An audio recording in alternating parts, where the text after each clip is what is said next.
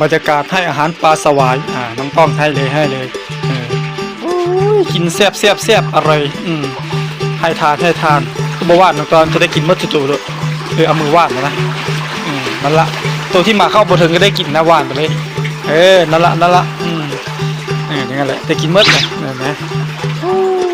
เห็นปะบอกอยู่ห่างๆเด้อมันจะตีน้ำใส่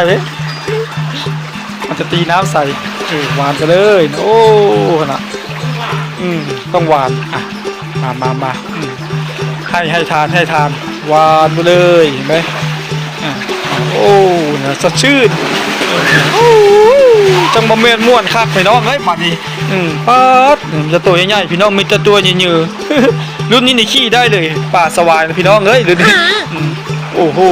นะที่วัดสองคอนเด้อพี่น้องเด้อใครจะมาให้ทานให้อาหารป่ามาเลยพี่น้องเลยถ้าต้องลบเด้อ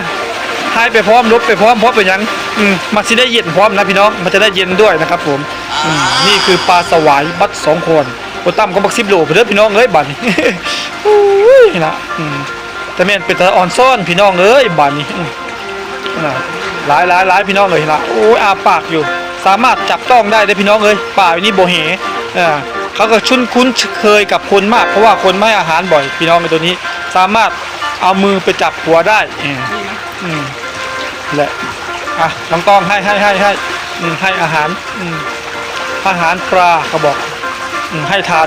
เลยได้ยินมีพยาเขาโอ้ยเขาบอกไปอยู่มองใดกระบุดบ่ยะเด้อพี่น้องเด้อการให้ทานปลานะครับผมสาธุใครมีโอกาสมีเวลาว่างวันหยุดว่างๆมาพักผ่อนให้อาหารปลาที่บ้านสองคอนนะครับผม